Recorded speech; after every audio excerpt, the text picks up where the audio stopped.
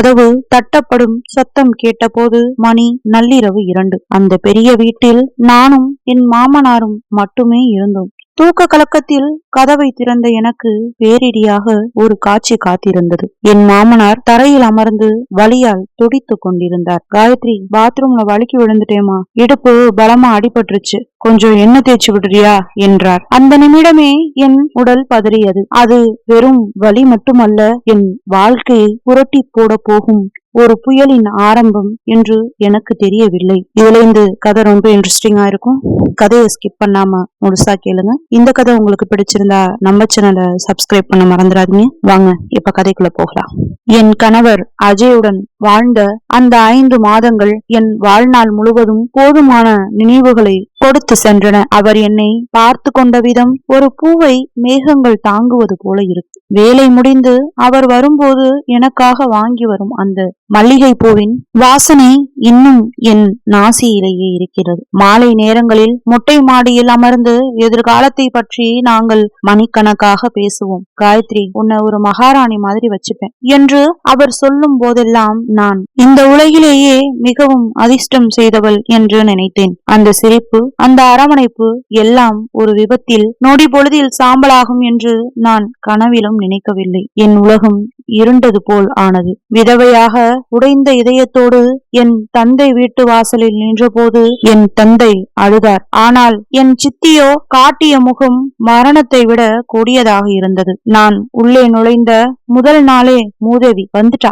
இனி இந்த வீட்டுல என்னென்ன கெட்டது நடக்க போதோ என்று என் காதுபடவே சொன்னார். அவர் செய்த கொடுமைகள் ஒவ்வொன்றும் என் ரணத்தை அதிகப்படுத்தின. எல்லோரும் சாப்பிட்டு முடித்த பிறகு காய்ந்து போன மீதமுள்ள உணவை தான் நான் சாப்பிட வேண்டும். சும்மா உட்கார்ந்து திங்கிறதுக்கு இவ்வளவு எதுக்கு என்று சாப்பாட்டை கூட கொஞ்சமாக தான் வைப்பார். விடியற் காலை 4 மணிக்கே எழுந்து வீட்டின் அத்தனை வேலைகளையும் நான் செய்ய வேண்டும். துணி துவைப்பதிலிருந்து பாத்திரம் தேய்ப்பது வரை நான் ஒரு வேலைக்காரியை விட மோசமாக என் சித்தி வீட்டில் நடத்தப்பட்டேன். நான் தலை சீவினால் கூட யாருக்காக இவ்வளவு அலங்காரம், போயும் என் தலையெழுத்து, இவளை பராமரிக்க வேண்டியதா இருக்கு என்று ஊர் முழுக்க பேசுவார். என் தந்தை பாவம், அவர் ஒரு கையாலாகாத மனிதராக ஓரத்தில் அமர்ந்து கண்ணீர் விடுவார். சித்தியின் அதிகாரத்திற்கு முன்னால் அவரால் எனக்காக பேச முடியவில்லை. ஒரு முறை நான் உடல்நிலை சரியில்லாத படுத்திருந்த போது நாடகம் ஆடுறியா என்று சொல்லி என் கையை பிடித்து இழுத்து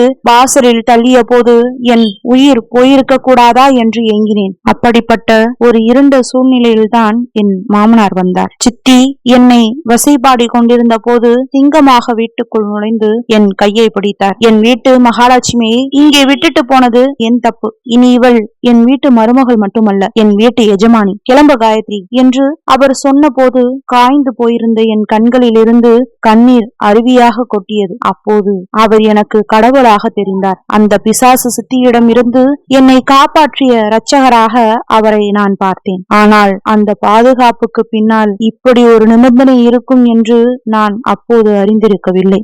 மாமனார் வீட்டுக்கு வந்த பிறகு ஆரம்பத்தில் நான் இழந்த சொர்க்கத்தையே மீண்டும் கண்டது போல உணர்ந்தேன். காயத்ரி, நீ என் மகள் மாதிரி, அஜய் இல்லாத குறைய நான் தீர்ப்பேன் என்று அவர் சொன்ன போது என் காயங்களுக்கு மருந்திட்டது போல இருந்தது. எனக்கு பிடித்த உணவுகளை அவரே சமைத்து தருவார். நீயும் நானும் நான் இந்த வீட்டில் உனக்கு என்ன வேணுமோ தயங்காமல் கேள் என்பார். சுத்தியின் நரகத்தில் இருந்து மீண்டு வந்த எனக்கு இந்த பாசம் ஒரு பாதுகாப்பு கவசமாக தெரிந்தது. ஆனால் நாட்கள் செல்ல செல்ல அவரது கவனிப்பில் ஓர் மாற்றம் தெரிந்தது. அவர் என்னை பார்க்கும் பார்வையில் இருந்த தந்தைமை மறைந்து ஒரு ஆணின் பசி தெரிய ஆரம்பித்தது. நான் குளித்துவிட்டு வரும்போது ஈரக்குந்தலோடு என்னை பார்க்கும் போதெல்லாம் அவர் மூச்சு வாங்குவதை என்னால் உணர முடிந்தது. தெரியாமல் என் கை அவர் மீது பட்டுவிட்டால் அந்த இடத்தை அவர் வருடுவது போல நான் உணர்ந்தேன். நான் இல்லாத போது என் துணிகளை அவர் வைத்திருக்கும் விதமும்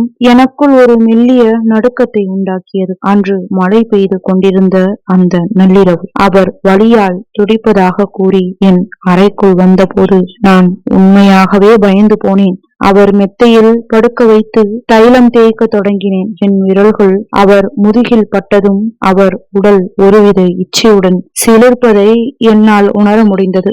திடீரென்று என் கையை பலமாக பற்றி கொண்டார். அவர் கண்கள் சிவந்து போயிருந்தன. காயத்ரி, என்னால இனி முடியாது என்று அவர் முனகிய போது அந்த அறையின் வெப்பம் சற்றென்று கூடியது.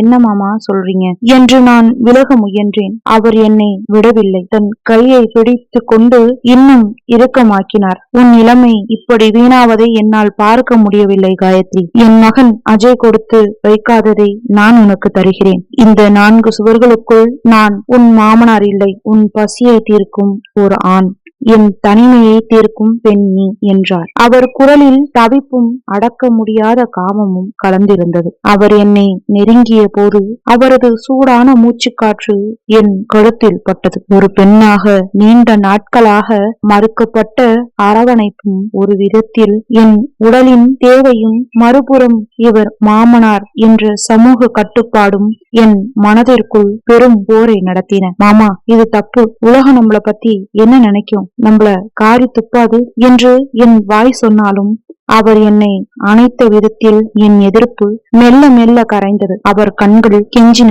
அதே சமயம் ஒரு வேட்டைக்காரனின் தீவிரத்தோடு என்னை பருக துடித்தன. யாரும் பார்க்க போவதில்லை காயத்ரி. இந்த பிணைப்பு நமக்குள்ளே மட்டும் இருக்கட்டும். உன் துக்கத்தை நான் என் காதலால் போக்கட்டுமா என்று அவர் என் காதோறும் கிசுகிசுத்த போது என் உடல் தானாகவே அவருக்கு வழிவிட்டது. அன்று இரவு அந்த அறையில் உறவுகள் மௌனமாகின.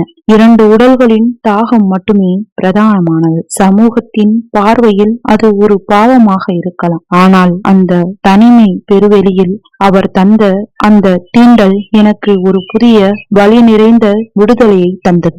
அவர் என்னை தழுவிய போது ஆரம்பத்தில் இருந்த நடுக்கம் மெல்ல மெல்ல ஒரு விசித்திரமான ஏற்பாக மாறியது. 5 மாத குறுகிய கால திருமண வாழ்க்கைக்கு பிறகு ஒரு ஆணின் ஸ்பரிசத்திற்காக ஏங்கியிருந்த என் உடல் சமூக கட்டுப்பாடுகளை தூக்கி எறிந்துவிட்டு அவர் தந்த நெருக்கத்திற்கு அடிபணிந்தது. காயத்ரி, நீ என் வீட்டு மருமக மட்டும் இல்ல, என்னோட உயிர் என்று அவர் என் காதோறும் கிசுகிசுத்த போதும் அவர் குரலில் இருந்த தவிப்பு என்னை நிலைகுலைய செய்தது. ஓர் மாமனராக அவர் காட்டிய பாசம் இப்போது ஓர் ஆணின் தீவிரமான காதலாகவும் அடக்க முடியாத வேட்கையாகவும் என் மீது படர்ந்தது. அந்த அறையில் நிலவிய நிசப்தத்தை எங்கள் இருவரின் மூச்சுக்காற்று மட்டுமே இழுத்து கொண்டிருந்தது.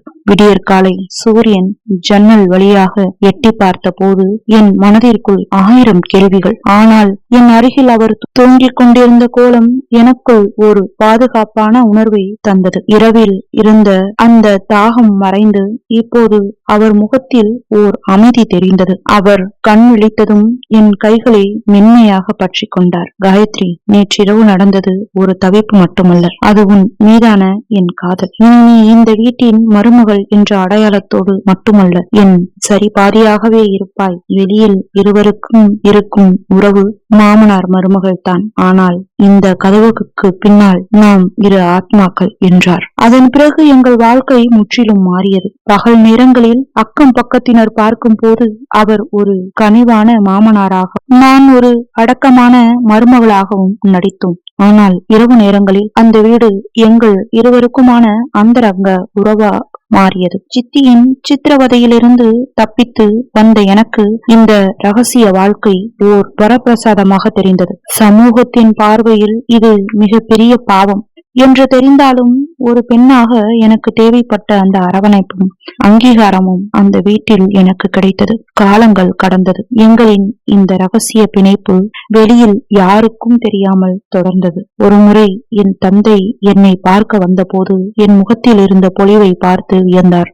அங்கே சித்தி உன்னை வாட்டி எடுத்தால், இங்கே உன் மாமனார் உன்னை ஒரு மகாராணி போல பார்த்து கொள்கிறார். எனக்கு இப்போதுதான் நிம்மதி என்று அவர் சொன்ன போது எனக்கு ஒரு மெல்லிய சிரிப்பு எழுந்தது. உண்மையில் அவர் என்னை ஒரு மகாராணியாகத்தான் பார்த்து கொண்டார். பாசம், காதல், காமம் என அனைத்தும் கலந்த அந்த விசித்திர உறவு என் தனிமையை கொன்றது. உலகம் வகுத்த தர்மங்களை விட ஒரு தனி மனிதனின் மகிழ்ச்சியும் துணையும் தான் முக்கியம் என்பதை நான் உணர்ந்தேன். கணவனை இழந்த ஒரு விதவையாக முடங்கி போகாமல், இழிவாக பேசும் இந்த சமூகத்திற்கு தெரியாமல் எனக்கான ஒரு வாழ்க்கையை நான் அந்த வீட்டுக்குள்ளேயே அமைத்துக் கொண்டேன்.